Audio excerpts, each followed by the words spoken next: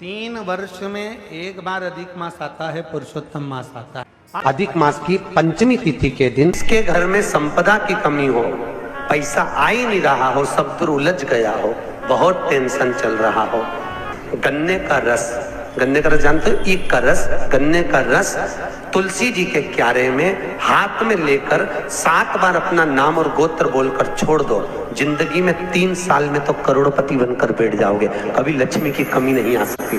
कि जिस अधिक मास में प्रयास करिएगा कि जितना बन सके अपनी जिंदगी में उतना शिव तत्व को प्राप्त करने का प्रयास करिए। महीने में जो अधिक मास आता है ये कोई साधारण नहीं है महाराज। महीने में उन दीप को भगवान के सामने प्रज्वलित कर 5 दिए इन तिथियों में, पंचमी, अष्टमी, एकादशी, प्रदोष, शिवरात्रि, अमावस्या और पूर्णिमा महीने में अधिक मास, उसमें ये 7 तिथियों पर जो 5 दीप भगवान के सामने प्रज्वलित कर अपने दरवाजे के पास में बाहर की ओर रख देता है, उसके घर में कभी रोग, बीमारी और लक्ष्मी की कोई कमती नहीं होती, उसका जीवन सार्थक। जी का एक नाम है मनसा महादेव।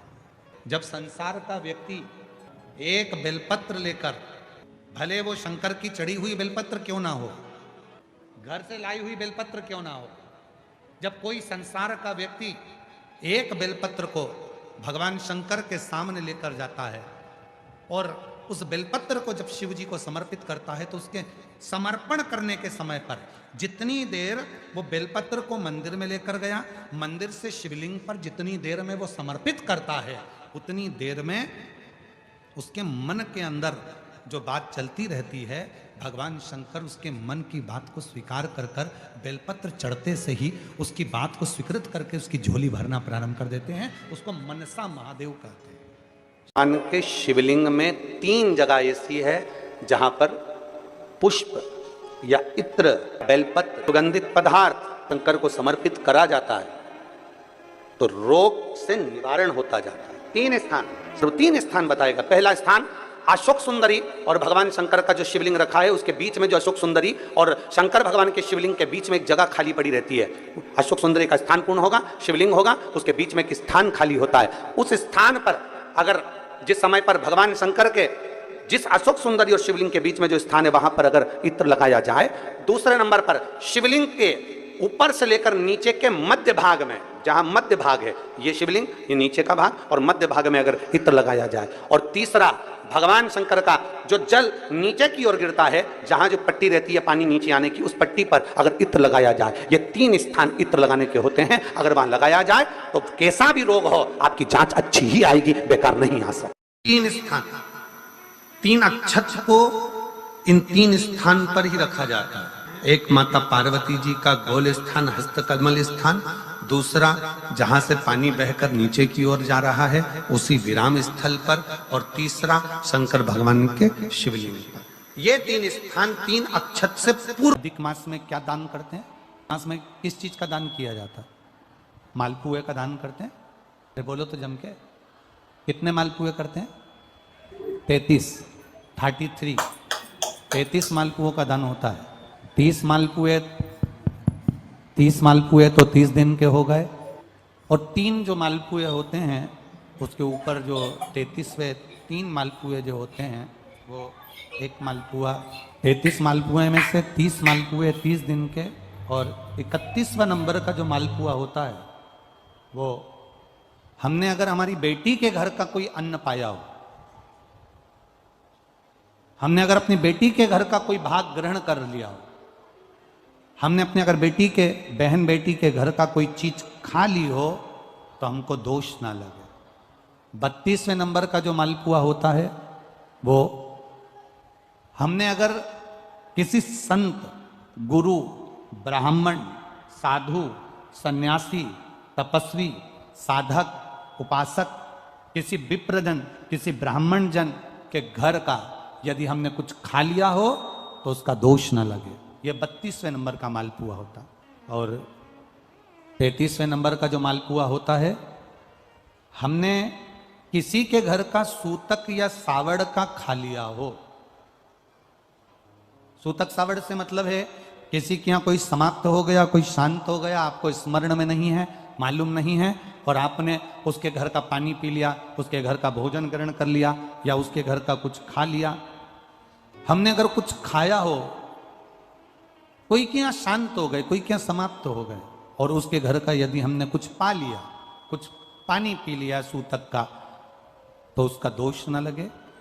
और यदि सावड़ में, सावड़ से मतलब है कि घर में बच्चा हुआ, संतान हुई, बेटा बेटी हो गए, बच्चे हो गए, और उनके यहाँ सावड़ लगी हुई थी, इतने दिन का उनके यहाँ पर सावड़ था, उसके घर का यदि हमने अन्न खा लिया या पानी पी लिया या हमने कुछ ग्रहण कर लिया तो दोष न लगे। इसलिए हमारे सनातन धर्म में 33 मालपुओं का वर्णन है, 30 दिन के तो वो और 3 वो।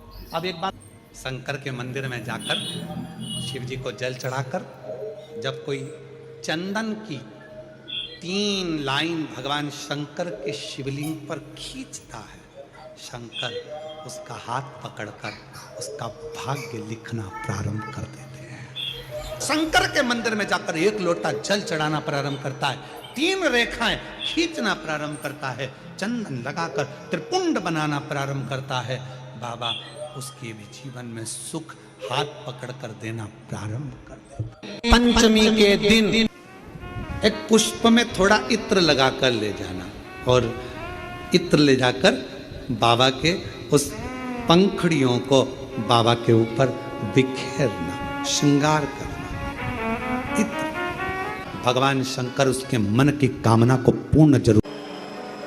कभी जिंदगी में जब जब कहीं आपको लगता है कि मेरी उलझनें बढ़ रही हैं और उलझनें समाप्त नहीं हो रही हैं, या आपको लगता है कि मुझे बहुत आगे बढ़ना है पर मुझे ऐसा लगता है कि मैं जितने कदम चलता हूँ उसके बाद फिर वापस पीछे आकर खड़ा हो जाता हूँ, फिर पुनः पीछे आ जाता हूँ।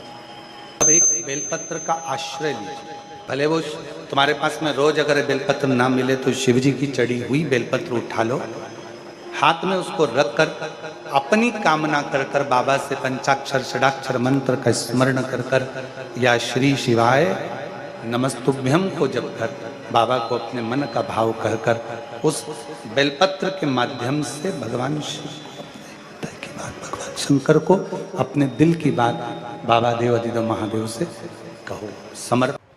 5 चीजें अधिक मास के महीने में शिव जी के लिए आप करिए।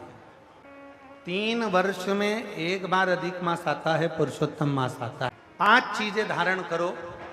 इस 15 जून तक के अधिक मास में 5 चीजें अपने अंदर धारण करना है। पहले नंबर का, शिव जी को 1 लोटा जल सुबह से लेकर शाम तक के बीच में कभी भी चढ़ाना जरूर है। दूसरा, शंकर जी के मंदिर में या बेलपत्री के नीचे या तुलसी के क्यारे के पास में एक दीपक अवश्य लगाएं, चाहे सुबह लगाएं चाहे शाम को लगाएं, तुम्हारी मर्जी पड़े तब। दीपदान जरूर करो, जल जरूर चढ़ाओ। तीसरा, एक बेलपत्री को रख लें और उसी बेलपत्र को पहले दिन से लेकर 17 मई से लेकर अधिक मास के पहले दिन से लेकर अधिक मास के आखिरी दिन तक 15 जून तक एक ही बेलपत्र को एक कागज में या किताब में उसको रख लें, उसको रोज शिव जी को समर्पित करें।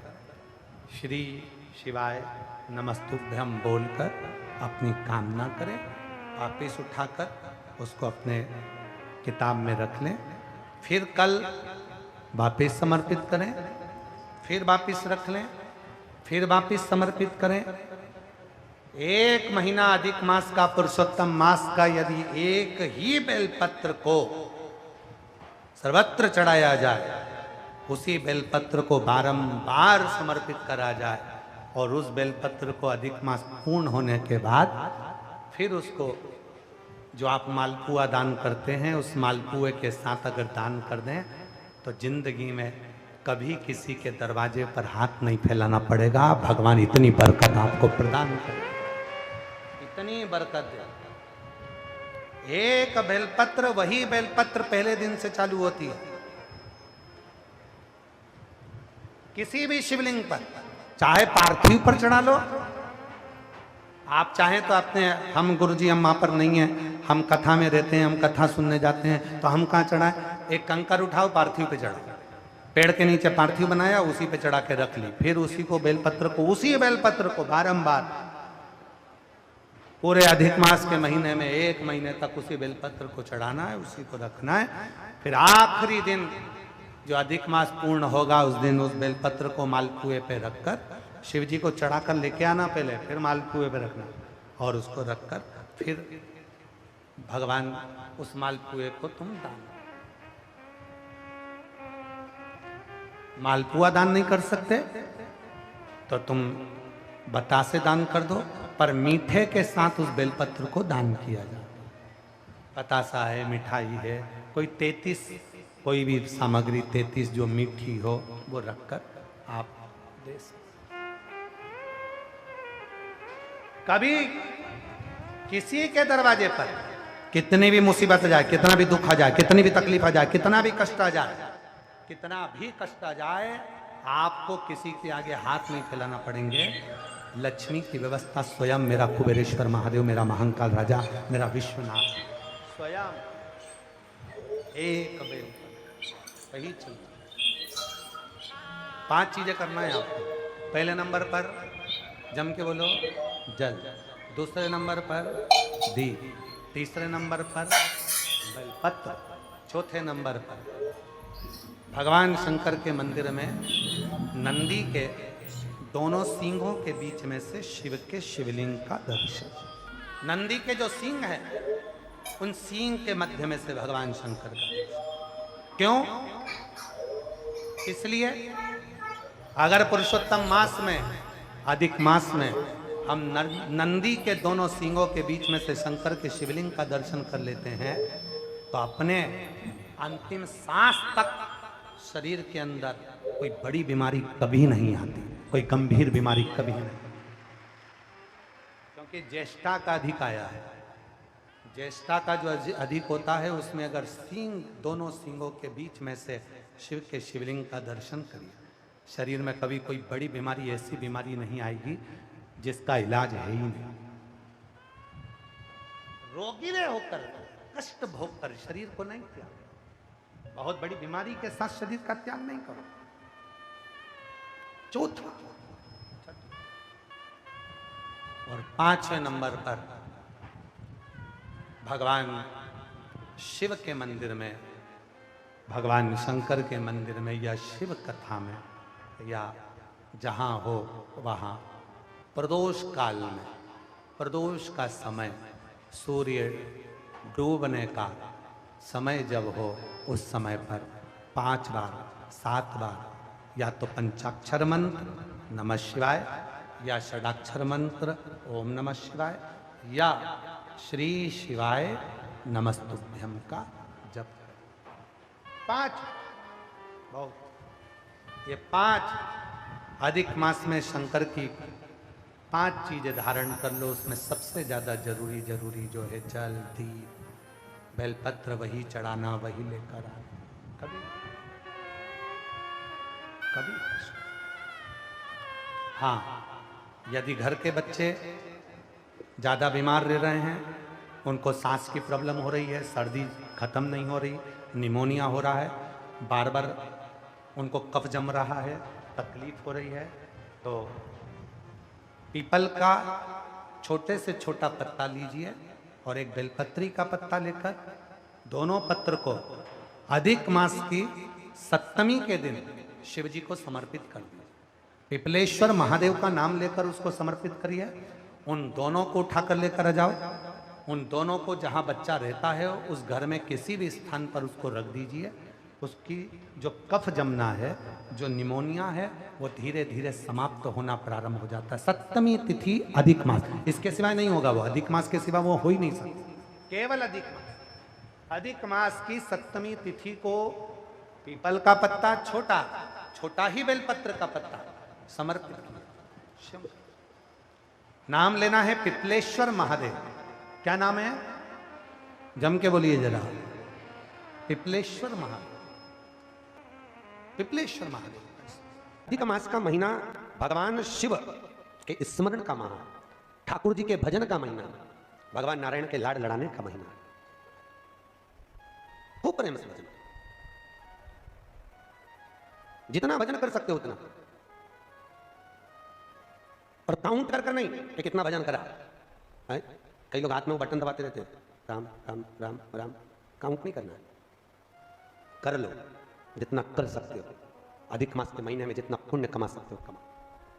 अधिक मास का महीना, कालदर्शी मेरा नारायण भीख मांगने पहुंच गया, कौन सा दान कर दिया। मास में 33 मालपुए में से 26वें मालपुए पर अगर वैजंती माला का दान कर दिया जाए तो वो माला की प्रबलता से घुटने और कमर का दर्द शांत हो जाता है, समाप्त। और वैजंती माला का इतना क्रम है साहब कि घर में ठाकुर जी को बिना वैजंती माला के कभी नहीं रखना। क्यों? शास्त्र कहता है हमारे घर में अगर किसी ने टोना करा, हमारे घर में हाय लगी, नजर लगी, या हमारे घर में थोड़ी सी भी परेशानी आती है तो वैजंती माला में जो मन के होते हैं वो अपने आप फटना चालू हो जाते हैं, टूटना चालू हो जाते हैं अपने। और निवेदन करूंगा, अगर जिंदगी में थोड़ी सी तकलीफ है, दुख है, कष्ट है, परेशानी है, 5 कमलगट्टे, 5 बेलपत्र तांबे के लोटे में जल भरकर रख लीजिए।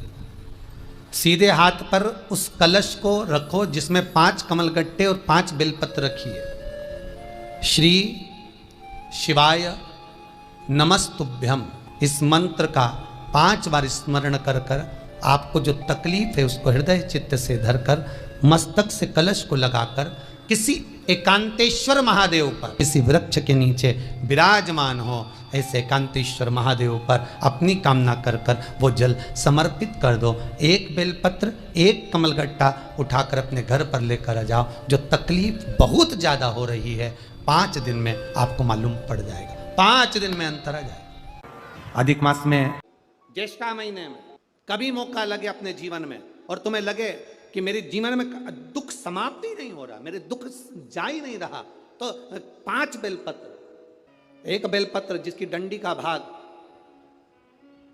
जल जहां से बहकर बाहर निकल रहा है, अशोक सुंदरी का स्थान देखा है ना सब लोगों ने, बस उसी स्थान पर पहली बेलपत्र। दूसरी बेलपत्र पार्वती जी के स्थान पर, अर्थात जो जलाधारी है वहां पर। तीसरी बेलपत्र शंकर भगवान के शिवलिंग के सम्मुख में जहां आप बैठे हो वहां बैठकर डंडी का भाग विपरीत दिशा में रखकर, तीसरा बेलपत्र। चौथा बेलपत्र भगवान शंकर का जल जहां से नीचे गिर रहा है उस ओर सीधी बेलपत्र नीचे की ओर। और 5वीं बेलपत्र शंकर भगवान के अशोक सुंदरी के स्थान को छुआकर नंदी के पास रखकर, जो घड़े में जल है अर्थात मट्टी के पात्र में जो तुम जल लेकर गई हो उस पात्र के जल से शंकर का अभिषेक कर देना, शिव को वो जल समर्पित कर देना। जिंदगी में कैसा भी दुख हो वो कटता ही है, वो दुख रह नहीं सकता, ये निश्चित था। में बेलपत्री की जड़ के नीचे, बेलपत्री के वृक्ष के नीचे 1 लोटा पानी चढ़ाने का नियम बना। जीवन में किसी के आगे हाथ फैलाने की जरूरत नहीं पड़ेगी, इतनी संपदा बाबा ने, इतनी संपदा। बेलपत्र की पूजन करें, पत्र के पेड़ के नीचे जल लेकर बैठो। बेलपत्र के वृक्ष के नीचे दूध नहीं चढ़ाना, बेलपत्र के वृक्ष के नीचे दही नहीं चढ़ाना, शहद भी नहीं चढ़ाना। बेलपत्र के वृक्ष के नीचे जब आप बैठते हैं, बेलपत्र पूजन का एक विधान होता है कि जब हम बेलपत्र की पूजन करते हैं तो 2 कलश पानी के भरे हुए, एक अपने सीधे हाथ की और एक उल्टे हाथ की ओर रखा जाता है। पूजन की थाली बीच में रखी जाती है। 2 बत्ती का, लंबी बत्ती का, 2 बत्ती लंबी घी की जलाई जाती है। लंबी बत्ती बेलपत्र के वृक्ष के नीचे 2 बत्ती लंबी जोड़ा बनाकर उसको जलाई जाती है। फिर दोनों हाथ में कलश में जल है, बेलपत्र के वृक्ष के नीचे दोनों हाथों का जल धीरे धीरे शिव जी का स्मरण कर कर, नारायण लक्ष्मी का स्मरण कर कर, माँ आदिशक्ति गौरा का स्मरण कर कर, रिद्धि सिद्धि गणेश का स्मरण कर कर उसको चढ़ाओ। प्रार्थना करो, विनय करो, मेरे जीवन में बहुत कष्ट है, उसको मिटाना है आपको। शिव आपसे प्रसन्न होते हैं, वैसे मेरी जिंदगी भी प्रसन्न करना है आपको। जल चढ़ाकर दोनों पात्रों का थोड़ा थोड़ा जल कलश में बचा लेना है, पूरा पात्र खाली नहीं करना है, दोनों को वापस रखना है। और थोड़ी सी हल्दी पीसी हुई शिव जी के उस बेलपत्र पर लगाएं, थोड़ा कुमकुम वो भी बेलपत्र पर लगाएं। 7 दाने अक्षत के, केवल 7 दाने अक्षत के बेलपत्र को छुआकर अपनी थाली में रख लें। घर पर जब जाएं तो वो 7 दाने अक्षत के और बेलपत्र के वृक्ष में जो चढ़ा हुआ थोड़ा सा जल बचा कर लाए हो, वो घर में छींट कर 7 दाने पूरे घर में डालना प्रारंभ करें। महीने में, 2 महीने में, 3 महीने में एक बार करिए। जीवन में किसी के आगे हाथ फैलाने की जरूरत नहीं पड़ेगी, इतनी संपदा बाबा की संपदा।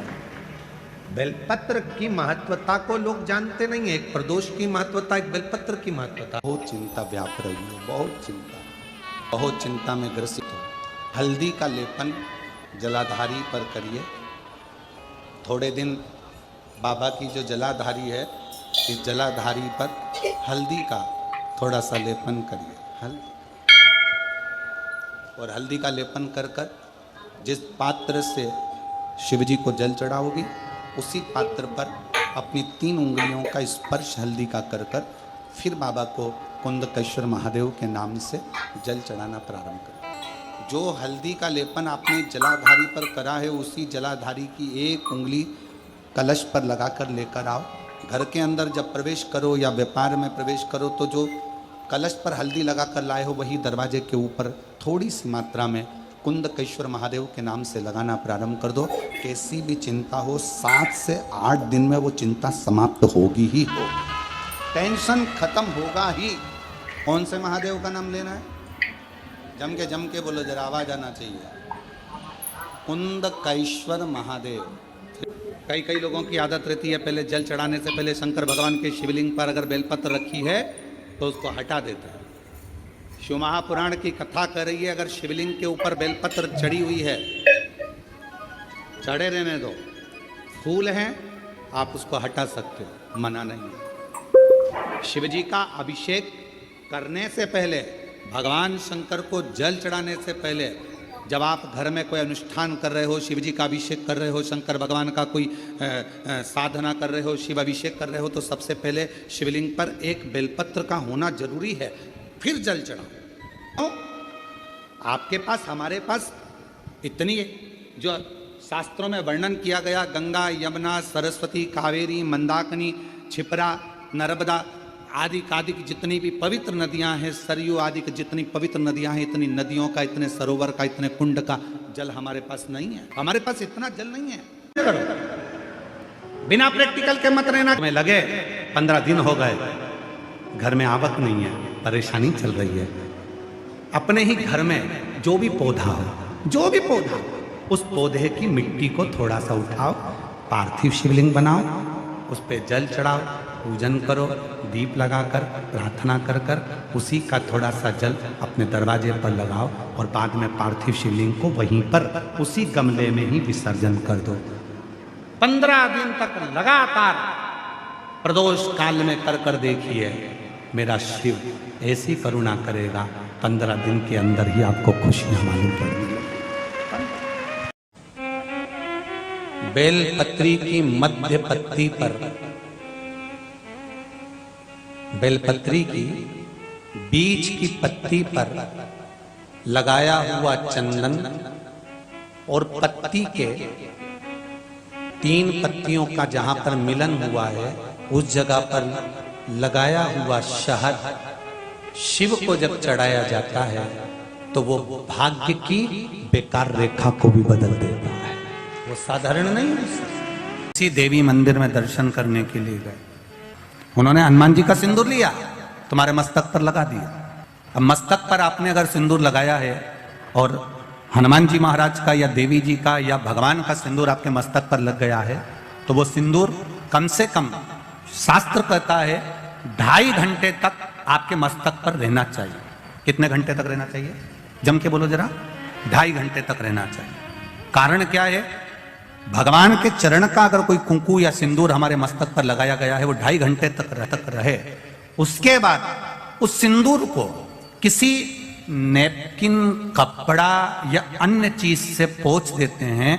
पोंछने के बाद वो गलत जगह पर टंग जाता है, लोग उसका गलत हाथ का प्रयोग कर लेते हैं। वो जितनी जगह गलत जगह जाता है उतना दोष हमको लगते चले जाता है। इसलिए उस सिंदूर का क्रम है कि कोई पुष्प है, उस पुष्प से उस सिंदूर को लगा लिया जाता है, कोई पत्ती है उससे सिंदूर को लगा लिया जाता है, उस पुष्प को। फिर विसर्जन में, अगर विसर्जन में नहीं रख सकते तो अपने घर में जो गमला होता है जिसमें पौधा लगा होता है, उस पौधे में उसको डाल दिया जाता है, जिससे वो सिंदूर उसमें मिल जाए और हमारे घर में सदा रहे। पर हमने कोई टाविल, होटल में ठहरे तो होटल के टाविल से पोंछ दिया, कहीं ठहरे थे तो दीवार से पोंछ दिया, कहीं लगा दिया, उसका दोष है, उसका दोष। शिवलिंग पर जल चढ़ाती हो, वो जल जो बहकर नीचे की ओर जाता है, सामने राइट में गणेश, लेफ्ट में कार्तिक, बीच में एक मोटी सी लाइन होती है जहां से पानी बहकर जाता है। ये जो मोटी सी जो लाइन है, यह अशोक सुंदरी का स्थान है। जब बेटी दुखी होती है, तकलीफ में होती है, जब मेरी बहनें कोई कष्ट में होती है, शिव जी को जल चढ़ाकर यहाँ अपनी हथेली को रखकर उससे प्रार्थना करती है, मैं भी तेरी बहन हूँ, तू बाबा से बोलना कि मेरा दुख समाप्त कर दे। और अशोक सुंदरी उस हाथ के स्पर्श को पाकर शिव जी से कहकर उसके दुख को मिटवा देती है। वो अशोक सुंदरी, वो अशोक सुंदरी, जिस अशोक सुंदरी का मात्र स्पर्श कर लेने पर अखंड सौभाग्य हो जाता है, जिस अशोक सुंदरी का मात्र स्पर्श कर लेने पर बेटियों के जीवन के रोग समाप्त हो जाते हैं। श्री शिवाय नमस्तुभ्यम। हर हर महादेव। पूज्य गुरुजी ने इस वीडियो में अधिक मास की पंचमी तिथि के विशेष उपाय बताए हैं। अधिक मास में किए जाने वाले विशेष उपाय इस वीडियो के माध्यम से गुरुजी द्वारा बताए गए हैं। वीडियो को अच्छे से देखकर समझकर आपको इन उपायों को अवश्य करना है। वीडियो अच्छी लगे तो like, share and subscribe, comment में श्री शिवाय नमस्तुभ्यम हर हर महादेव अवश्य लिख देना। जाते जाते चैनल को सब्सक्राइब अवश्य कर लेना। जय श्री राम। हर हर महादेव। जय श्री महाकाल।